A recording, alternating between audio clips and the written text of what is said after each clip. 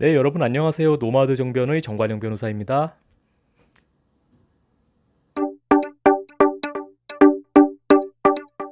예, 오늘은 제가 ESG의 법 규범화라고 하는 주제로 들고 왔습니다.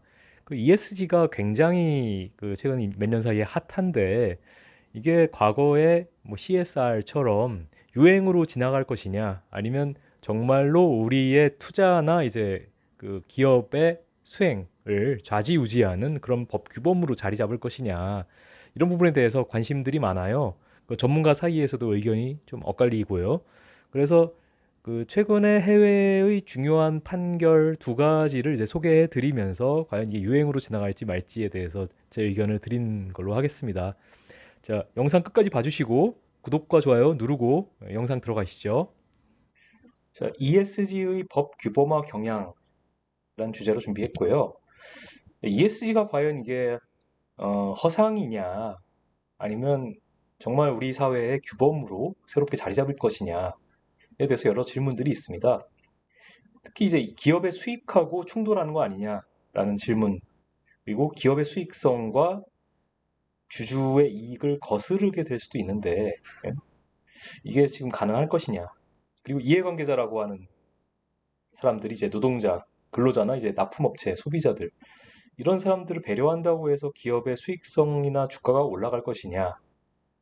그리고 과거 CSR처럼 유행에 불과한 거 아니냐. 여러 이제 의문들이 제기됐어요. 근데 이게 지금 법원으로 갔다라는 얘기입니다. 첫 번째 소개해드릴 건 이제 독일의 연방헌법재판소가 기후보호법 이런 걸 제정했는데 거기에 대해서 일부 위헌 결정을 했습니다. 어, 작년에 이제 있었던 헌법재판소 결정인데요. 이 연방기후보호법이 지금 일부 기본권을 침해한다라고 해서 위헌 결정이 나왔는데 왜냐하면 2030년까지는 이제 온실가스 감축에 대한 어떤 수치나 이런 게 명확하게 제시돼 있는데 이후에는 좀 불분명하다라는 거죠. 그래서 누구의 기본권을 침해하냐면 놀랍게도 이제 미래 세대의 기본권을 침해한다. 그런 이유로 이제 위헌 결정을 했습니다. 이게 위헌 결정한 이유는 이 법이 이제 기후변화 방지를 방금 말씀드린 것처럼 2030년까지만 이제 감축 목표를 규정하고 있고 이후에는 목표가 좀 불분명하다라고 이제 하는 거거든요. 그래서 이게 잠깐만.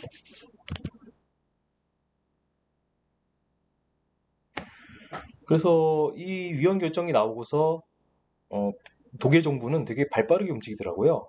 불과 보름도 안 돼가지고 이 온실가스 감축 목표를 굉장히 이제 구체화한 수치, 그러니까 2030년 이후에도 구체화해가지고 그거를 제시하게끔 그렇게 정부에서 움직였고요. 법안을 만들고 개정하고 그 다음에 이 온실가스 감축 목표도 대폭 이제 단축시켜요. 제가 수치까지는 정확하게 기억이 안 나는데 기존에 이제 목표했던 그 시기라든지 이제 수치라든지 수치보다 훨씬 더 그걸 감축해가지고 앞당기는 걸로 이렇게 했습니다. 이제 환경에 관해서 이제 법 규범화가 됐다라는 걸 이제 선언한 거죠. 그리고 또 하나 뭐냐면 이제 네덜란드의 헤이그 우리한테 이제 익숙한 곳인데 이 지명인데 헤이그 지방법원에서 그 다국적 기업이죠. 로열 더치 쉘 여기에 대해서 온실가스 감축 명령을 내립니다. 이게 좀 굉장히 의미가 있는 게 왜냐면 이 회사는 이제 공기업이나 정부 기관이 아니잖아요. 그러니까 사기업인데 다국적 기업으로 사기업인데 이 사기업에게 이산화탄소 배출을 과도하게 하는 것은 민법상의 불법행위에 해당한다. 그렇게 이제 판결을 내려서 명령을 또 내립니다. 온실가스를 언제까지 상당히 감축하라. 2030년까지 2019년 대비 45%까지 감축하라. 이렇게 명령을 내립니다.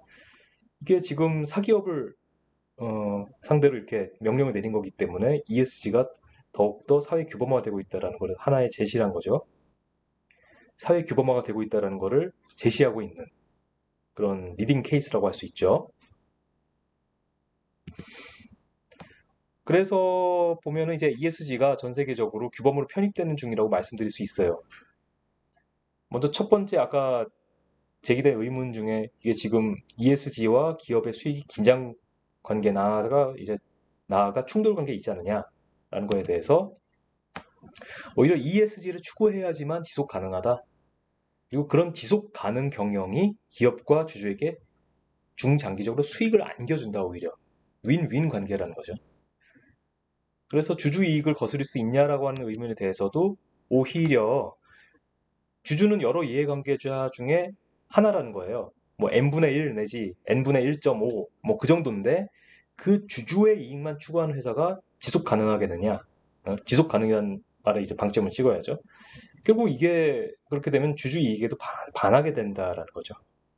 그리고 이런 이해관계자들을 배려해야지만 소비자들이 그런 회사의 제품이나 상품을 구입한다라는 것과 그리고 주주들도 그런 기업에 장기적으로 좀 보고 투자하겠다라는 거.